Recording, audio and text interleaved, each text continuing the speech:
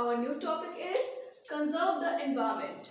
कैसे आप environment को conserve करते हो, बचाते हो? So there are two types of wastes. आपके environment में दो तरह के waste होते हैं. First one is domestic waste and second is industrial waste. अब what are domestic waste?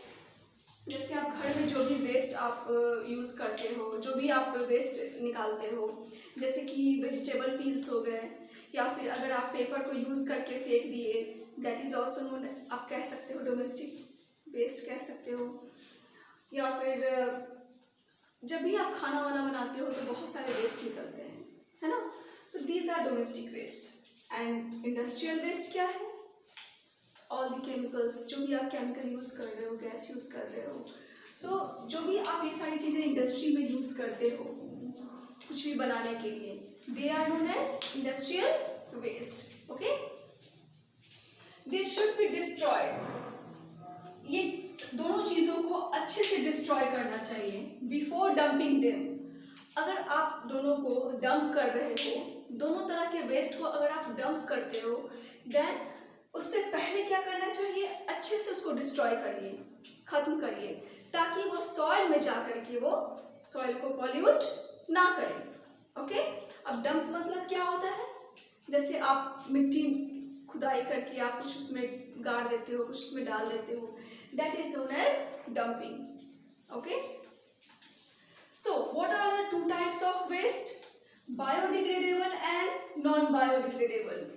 Okay, ऐसे वेस्ट जो अगर सॉइल में जाने के बाद वो उसको माइक्रोब्स, जो भी सॉइल में माइक्रोब्स होते हैं, माइक्रो ऑर्गेनिजम्स होते हैं, अगर उसको वो सारे वेस्ट को अगर वो तोड़ करके ब्रेक डाउन करके उसको सिंपलर फॉर्म में लाते हैं, they are known as biodegradable waste. देखिए, the waste which can be broken down by microbes, ऐसे वेस्ट जो माइक्रोब्स के द्वारा ब्रेक डाउन हो सके, जो टूट सके in the soil into simpler form, इतने छोटे छोटे फॉर्म में टूट जाए, ब्रेक डाउन हो जाए कि वो फिर किसी चीज को हार्म नहीं करे, है ना. And can be changed into harmless product. और वो फिर किस चीज में चेंज हो सकता है? Harmless product. मतलब ऐसी चीजें जिससे हार्म नहीं हो, जिससे नुकसान नहीं हो. और वो क्या देता है? देखिए, बायोडिग्रेडेबल वेस्ट जो है अगर वो सॉइल में जाता है और उसको छोटे छोटे जो माइक्रोब्स हैं अगर वो उसको सिंपलर फॉर्म में ब्रेक डाउन करते हैं तो क्या होता है? उससे बहुत एक यूज होता है सॉइल के लिए, यूजफुल है सॉइल के लिए, because they give nutrients to the soil, है ना. सॉइल को न्यूट्रिएंट प्रोवाइड करते हैं. सो सपोज दैट जैसे कि वेजिटेबल भी पील्स हो गए, पेपर हो गया, so these are the biodegradable waste. Okay, now non biodegradable waste. Non biodegradable waste क्या है? The waste which cannot be broken down into simpler form. ऐसे waste जो simpler form में break down नहीं हो सकते हैं, जो टूट नहीं सकते हैं. Present in the soil मतलब ऐसे waste जो cannot be broken down, जो simpler form में नहीं टूट सकते हैं with the help of microbes that present in the soil.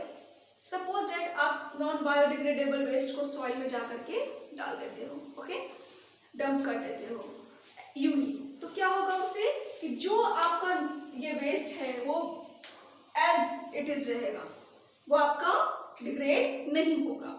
जैसे देखिए, प्लास्टिक, ग्लास, प्लास्टिक को अगर कभी आपने देखा होगा कि आप सॉइल में उसको डंप करते हो मान लो, तो देखते हो वो एज इट इज रह जाता है क्योंकि उसको माइक्रोब्स सिंपलर फॉर्म में नहीं तोड़ सकते हैं. So this is also harmful to the soil. Okay, so these are the types of waste.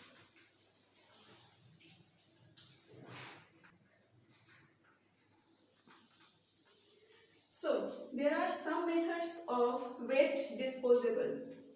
Okay, now अब डिस्पोजेबल कैसे डिस्पोजल होगा? ठीक है, disposal, waste disposal. So first let me tell you one thing कि जो भी आपका non biodegradable waste होता है, अगर आप उसको प्रॉपरली सही तरीके से डंप नहीं करते हो, सही तरीके से उसको डिकम्पोज नहीं करते हो, then it may causes water pollution. कैसे? कि अगर हो सकता है कि उससे कुछ पार्ट्स वाटर में जाएं और वो वाटर को पॉल्यूट करें। So first we should decompose it, okay, पहले हमें उसे डिकम्पोज करना चाहिए। तो there are some methods of waste disposal, यहाँ कुछ ऐसे मेथड्स हैं जो वेस्ट डिस्पोजल के हैं, ठीक है। तो पहला क्या है? Landfills. First one is landfills. All kinds of waste, देखिए जो आप देखते होंगे कि जो भी आपकी सिटीज़ में कुछ ऐसे लैंड हैं जहाँ पे आप खाली लैंड देखते होंगे, तो वहाँ कुछ गार्बेज, कुछ डिस्पोजेबल जो अभी आपके वेस्ट हैं वो वहाँ पे डंप करते हैं, लोग वहाँ पे डाल देते हैं। बट पहले ऐसा होता था, बट अब क्या है कि जो ऑल काइंड्स ऑफ वेस्ट, जितने तरह के जो वेस्ट होते हैं वो डंप होते हैं एट लैंडफिल साइट पे। मतलब जो आपके शहर से दूर है, दूर का एक ऐसा एरिया है जहाँ पे कुछ भी नहीं है, जहाँ पे अभी फिलहाल कोई वर्क नहीं हो रहा, कुछ नहीं है, तो वैसे एरिया में क्या करते हैं कि जो भी तरह के वेस्ट होते हैं उसको डंप करते हैं उस साइट पर, उस जगह पे जा करके, अवे फ्रॉम द सिटीज, मतलब सिटी से दूर। क्यों ऐसा करते हैं? बिकॉज हो सकता है कि अगर आप शहर में कोई ऐसी जगह पे आप डंप करो तो उससे क्या होगा, कहीं ना कहीं पॉल्यूशन होगा। क्योंकि अगर आप डंप करते हो, डंप मतलब क्या होता है कि आप पहले आप सॉइल को हटाओ, जो सॉइल लेयर है आपका अर्थ सरफेस का, और उसके बाद जो भी आपका वेस्ट है उस लैंड में लैंड फिलिंग करो। उसके बाद क्या होता है कि उस सॉइल को ऊपर से कवर कर दिया जाता है। तो उसके बाद क्या होता है कि उसमें से कुछ गैसेस निकलते हैं, ओके। तो it may causes air pollution, बहुत सारे डिजीज हो सकते हैं उससे, है ना। सो इसलिए सिटी से दूर ये काम किया जाता है। सो this is the landfills, this is the one method. Second is incineration. In this process, इस प्रोसेस में क्या होता है कि वेस्ट इज बर्न, एक ऐसा फर्नेस तैयार किया जाता है और उसको हाई टेम्परेचर पे, और उसको रखा जाता है हाई टेम्परेचर पे, और उसमें क्या होता है कि ऑल टाइप्स ऑफ वेस्ट, जो भी तरह के वेस्ट होते हैं उसको उसमें डाल करके एंड बर्न, उसको बर्न किया जाता है एट हाई टेम्परेचर पे, ताकि वो पूरी तरीके से वो जल जाए। बट उसका एक ड्रॉबैक क्या है, उसका डिसएडवांटेज क्या है कि इट प्रोड्यूसेस लॉट ऑफ ऐश, ये बहुत ज़्यादा ऐश प्रोड्यूस करता है, ऐश जिसको आप राख कहते हो, एंड कॉज एयर पॉल्यूशन, और इससे एयर पॉल्यूशन भी होता है ना। सो इंसिनरेशन जो है एक मेथड है। नाउ कंपोस्टिंग, इसमें क्या है, in this process organic matter is allowed to decompose. इस प्रोसेस में क्या होता है कि जो भी आपके ऑर्गेनिक मैटर है, ऑर्गेनिक मैटर कौन कौन से हो गए, जो एनिमल वेस्ट हो गए या प्लांट वेस्ट हो गए, है ना, उसको डिकम्पोज किया जाता है, ठीक है, कंपोस्टिंग में।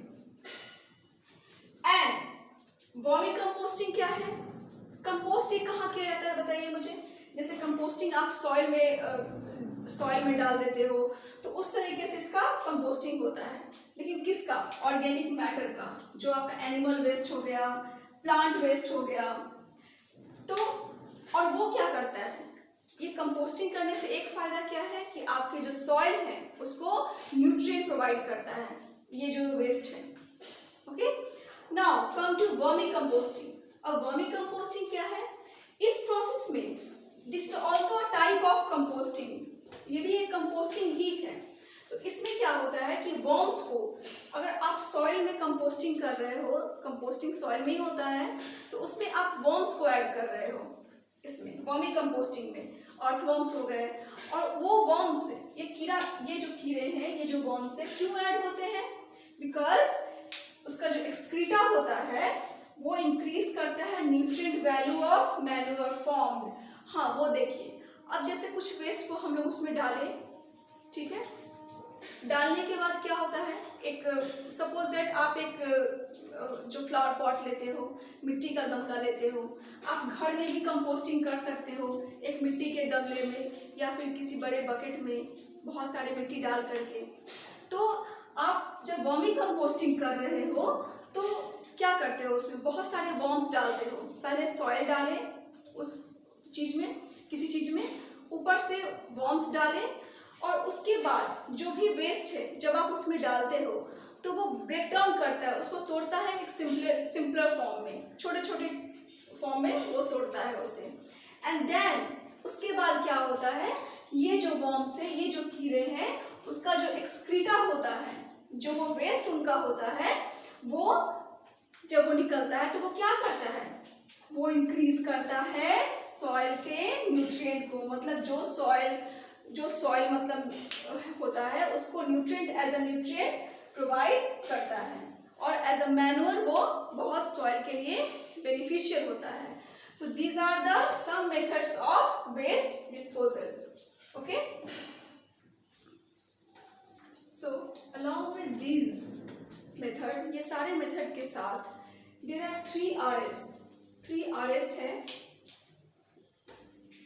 Are followed to reduce pollution.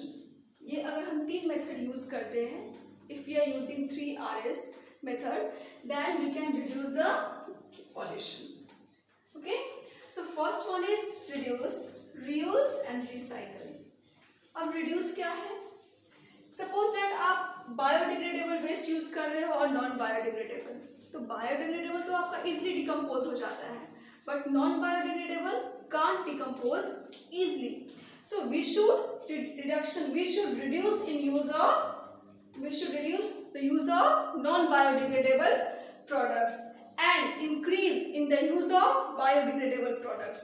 कोशिश करिए कि आप जो नॉन बायोडिग्रेडेबल वेस्ट है उसको आप कम यूज करें एंड जो बायोडिग्रेडेबल वेस्ट है उसको आप ज़्यादा यूज करें, because it helps in preventing pollution. ये आपके पॉल्यूशन को प्रिवेंट करेगा, जो पॉल्यूशन होने से बचाएगा। नाउ रीयूज, किसी भी चीज का रीयूज करना, it makes economic and environmental sense to reuse products. मतलब अगर आप किसी चीज को रीयूज करते हो, सपोज दैट अगर आपके पास कोई कपड़ा है या फिर कोई ओल्ड क्लोथ्स है तो आप किसी को दे दो, या आप उसको मतलब अगर कोई ज़रूरतमंद है तो आप उसको दे दो, तो उससे क्या होगा कि वो रीयूज हो सकता है और कहीं ना कहीं वो आपके पॉल्यूशन, जो एनवायरनमेंट में पॉल्यूशन हो रहा है, कहीं ना कहीं वो नहीं होगा। सो कोशिश करिए आप कोई भी चीज़ को रीयूज करने का, फेंकने का नहीं, फेंकिए नहीं। Okay, so third one is recycle. अब रिसाइकल, व्हाट इज रिसाइकल? आप देयर आर सेवरल स्टेप्स, यहाँ बहुत सारे स्टेप्स हैं दैट टेक यूज्ड मटेरियल। कोई भी यूज्ड मटेरियल को अगर आप प्रोसेस वाइज उसको प्रोसेसिंग करके उसको रीमैन्युफैक्चर करके और उसको एक नया प्रोडक्ट बनाते हो, that is known as recycling. Suppose that अगर एक कपड़ा कोई भी वेस्ट हो गया या पेपर वेस्ट हो रहा है तो उसको क्या करिए, उसको प्रोसेसिंग करके अपना आप स्टेप बाय स्टेप और उसको रीमैन्युफैक्चर करिए। Okay, and make it in a new product और उसको न्यू प्रोडक्ट में कन्वर्ट करिए, that also reduce the pollution. So students, I just completed this chapter, saving our environment. Thank you.